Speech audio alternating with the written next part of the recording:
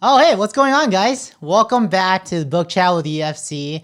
I read a book every other day, talk about my insights regarding the book and the relevance to executive functions. If you like what we talk about or what I talk about, please like and subscribe to our channel. Comment down below about what you like or don't like. And guess what? If you don't like what I talk about, still comment down below so we can improve. And if anything, like the video because this is like the 10th take that we've taken with Jackie today. So let's go ahead and jump into it. So I've been reading Don Miguel Ruiz's Four Agreements, and I just finished chapter 3. It's called Second Agreement, Don't Take Things Personally. And I think what was really interesting is that as I was reading this chapter, I was thinking about just the idea of asking for advice.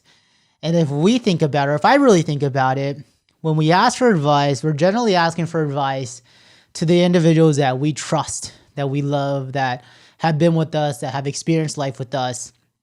And those are actually majority of the time the individuals that we have formed agreements with. Whether or not they're our parents who we formed agreements with since we were young, or they're our siblings, or maybe they're our business mentor, or maybe our significant other.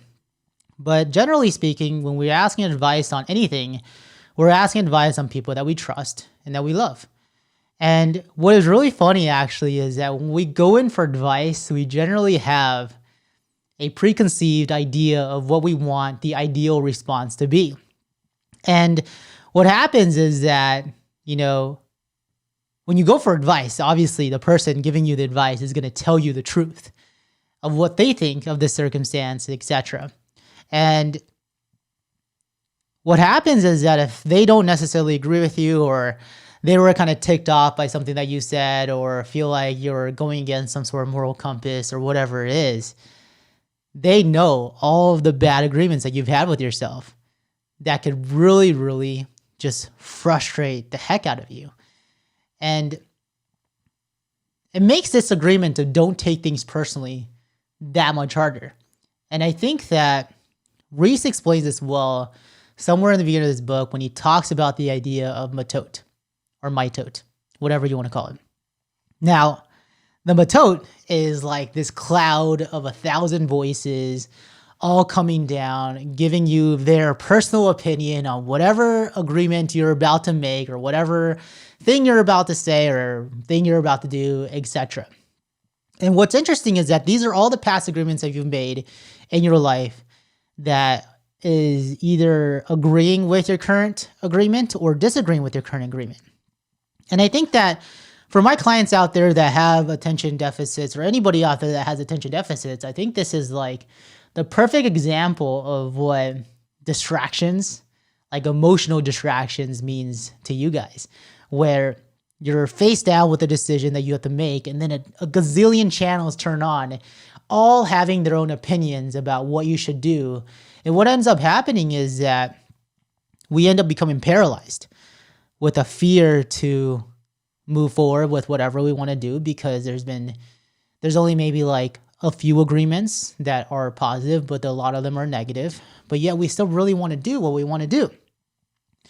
And I think that if we look at that point with what we talked about in the previous chapter of being impeccable with our words, I think it makes understanding the idea of not taking things personally make a little bit more sense. Now, just a quick recap, right? If we are impeccable with our words to others and to ourselves, what that means is that we know what we want, we know who we are, and we know what we want to do. And if we have that wisdom, then the emotional poison that people use with their words, we can recognize that it's only a self-expression of their fear of whatever you're about to do, or whatever you're talking about has nothing to do with your self-identity of what you're about and what you're about to do. I think that if we think about it in that notion of being impeccable with ourselves, being impeccable with our words to ourselves, then not taking things personally becomes more, conceptually at least, doable. And I think then it becomes a very much more powerful statement than, just like last time, of impeccable with your word.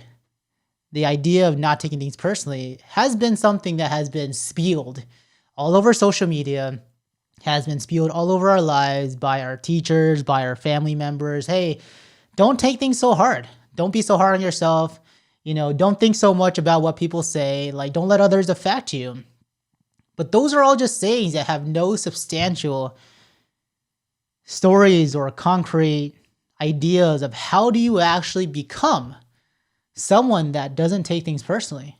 Well, I think Reese provides a very good idea that if you are able to be impeccable to yourself, to your word, and to what you stand for, then the fear or the anxiety or the doubt that other people have with whatever you're getting feedback on or whatever gossip is going on no longer affects you because you recognize what you're all about. And that's powerful. I think that's so much more than just don't take things personally. And I know I rambled about this for probably 2 minutes already. And the last point I really want to hammer home is now talking about the realisticness of this idea of not taking things personally. And when we do this with constructive feedback, right? Because I think that when we go into a conversation, especially with those that we love, they don't generally want to hurt us. They don't generally want to piss us off or make us angry or frustrate us. They're genuinely trying to give us their opinions that they are hoping will guide us in a better direction. And even if whatever they're saying is positive or, not having a lot of disagreements with what you're saying, it could easily just be the tone that is being delivered. Or it could be that it's a very sensitive topic. I cannot count the number of times where I am asking advice from my girlfriend on something that I am 100% not sure about. And anything that she even says just gets me super anxious. I fidget and I'm just like, you know what? Never mind. We'll talk about this later. We'll talk about this over the weekend, or let's not talk about this right now. And I think a lot of that has to do with our ability to be impeccable with what we believe in. Our own confidence in what we're talking about and what we stand for is not strong for that specific agreement or that specific topic if that's happening. And I think that once we start to recognize that, hey, we may be taking feedback the wrong way, not because of what that other person is saying, but it's actually because of our own confidence with ourselves. And we isolate the challenge to ourselves and not to anybody out there that we're talking to. Then I think the ability to be able to not take things personally becomes that much more doable because it all comes down to yourself. It has nothing to do with anybody else's fears or doubts or anxieties or etc. It has everything to do with your own fears, your own doubts, your own anxiety. And if you're able to take the words of be impeccable with your words in the first or the second chapter, and now these next words, don't take things personally. If you're able to slowly cultivate that into your life, I think because I've done this with my clients, I think that slowly but surely, whenever you're getting feedback, whenever you're having conversations, whenever you're part of gossip, it'll be that much easier to not take things personally. Now, let's talk about how this relates to executive functions and my work with my clients, etc. And I think that, when it comes to individuals with executive functions, one of the things that is super hard and frustrating for them is actually that they kind of take almost everything personally. Everything is sometimes a personal attack on their work ethic, them as a person, their attention, their sensitivity, etc. And a lot of the times that we do a lot is an idea that I talk about in my executive function videos called reflective journaling, where we actually dive in and address personal agreements that they have with themselves and the structures around those personal agreements.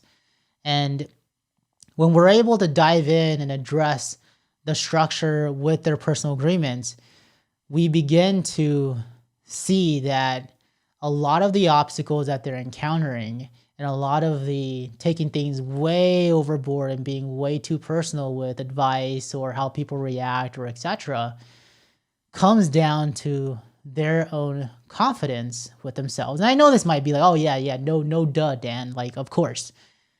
But I think that one of the first steps to executive function coaching and doing it right is creating an awareness on whatever you want to improve on what the core structural challenges is. And a lot of the times, the challenge is trying to actually reflect more often and be more aware of some of the core challenges of confidence and self-esteem when it comes to taking things too personally. So that's my 2 cents on executive functions and how this chapter may or may not relate to it. If you like what I talked about, go ahead and like and subscribe to this video. Comment down below. Means the world to me and my team. Thank you guys so much for listening to me talk on and on about whatever I think. Appreciate it. Bye-bye.